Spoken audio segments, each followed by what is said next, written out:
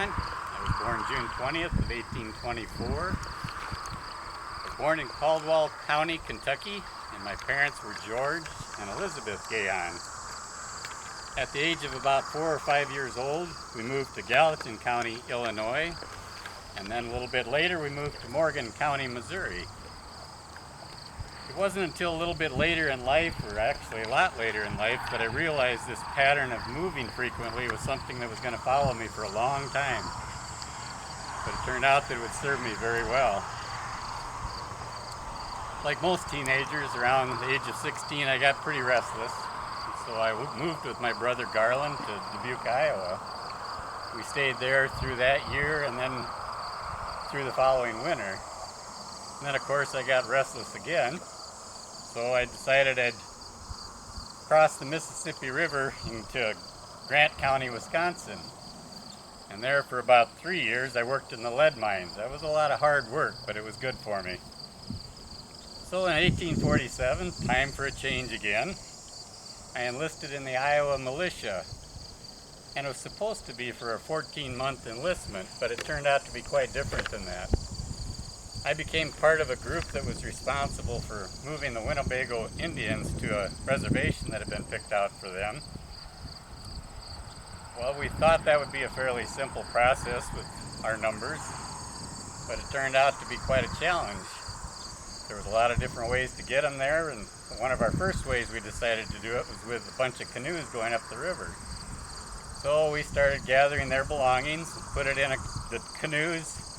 Seemed to go pretty well, and then all of a sudden things were going out of the canoes faster than we were putting them in, and the Indians were taking it out of the canoes, making it very challenging for us. So we had to kind of regroup and come up with a different way to do that. And of course, about that time, the Sioux Indians were also reinforcing and trying to support the Winnebago Indians in their resistance to this. So what happened was, it was getting to be really tense. And so some of the upper officers decided, let's throw a feast and we'll try to calm things down a little bit. So that worked. That worked for a little while. Then all of a sudden things got really tense. We had to really show our force at that point and get things under control. So pretty soon, using wagons and boats and all kinds of different ways, we were able to finally get things moving and get it going. We were successful in moving the Winnebago Indians, but not without going beyond our normal enlistment. It actually took us over 2 years and 58 days before we were released from the militia. Well, it turned out that we were pretty proud of that extra service of going above and beyond, and we were noted as being the longest serving militia in Iowa, longer than any other volunteers. So we accomplished a lot, but it took us longer to do it.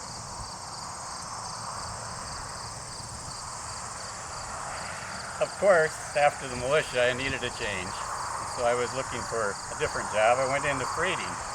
And at that time, horse and mule teams were used. And there was a big demand for that type of service. And it was a lot of hard work, but again, it was good for me, and I did that for quite a while. But it was time for a change. So I headed to California near Placerville. I worked there for about 3 years in mining, but this time it was in gold. That turned to be pretty successful, but it too was pretty hard work. So I decided I'd go up the coast, about another 125 miles, and went back to being a lumberjack. I had done that for about 3 years when I was up in Iowa. And I did that same occupation as well in Washington Territory. I only did it in Washington Territory for about 6 months. Of course, it was time for a change again.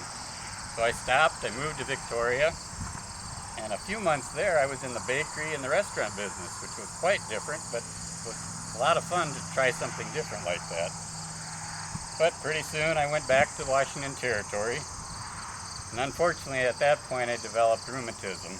And I suppose it was from all the years of exposure to all kinds of tough weather and all the different working conditions that I was in, so shouldn't have been too surprising. So I decided, just as a comfort, maybe I should move back home to my old home in Clayton County, Iowa. And there's where I was fortunate enough to meet my future wife, Eliza, and we were married on May 5th of 1861. We farmed there for many years and really enjoyed it, did a good job of farming, until we decided we should move to Lincoln County in Dakota Territory. So there I got a claim of 160 acres. We worked hard to improve the acreage and the farmland, did a good job of it, and decided it'd be a great place to raise a family, so we raised 4 children there. Unfortunately, one died in infancy. And we were very proud of our children. Many of them moved on to accomplish graduating from Augustana College, or at least attending Augustana College. So all these things I learned later on, that all these changes that I had, served me very well, because I love farming, but I got very involved in the community. I love people, and so I was always working to improve it. One of the things I did was I served on the Territorial Council. I was also a delegate to the Constitution Convention in Sioux Falls, and I was also president of the National Farmers Alliance for Lincoln County. Probably one of the highlights of being in the Farmers Alliance was we had the privilege of providing a lot of things to another county, minor county, and just for fun we were able to give them 13 bushels of potatoes, 9,700 pounds of flour, 300 pounds of corn, and just lots of other items. So it was really gratifying to do that for Minor County. I'm not sure exactly when this started, but I became known as Uncle Jerry, or later on just Jer. And I actually was privileged to be recognized that way, because it showed that I was accepted, that I was appreciated, and I was welcomed in the community, and they valued my opinion on things. And since I did have a lot of opinions on things, there was one time when there was 2 Southern soldiers that had come back to the Lincoln County area to homestead as well, and they took a claim, but they were always still hooked on slavery, so they just had completely different ideas than the rest of the settlers. They were always hassling with them and giving them a hard time. So I thought maybe just to clear the air one day I should go down and talk to them. So I advised them that if they wanted to stay in this area, they should change their attitude. Well, they didn't take my advice right away, but about 2 years later they did move on. So it must have made a difference. It wasn't easy in Lincoln County to be a farmer or just be a community member for that purpose as well, but grasshoppers were a real problem at one time during the plague, and there were so many of them we didn't know what to do with them. So I was on a committee trying to figure out how to get rid of them. Finally came up with some ways, but it was very challenging. That was tough. Another thing that was a challenge was one of our sons almost died from poisoning one time. Turned out that a knife that had been used for wolf poison was also used to cut some bread that he ate. But luckily he made it through that. It was a really touch and go for a while.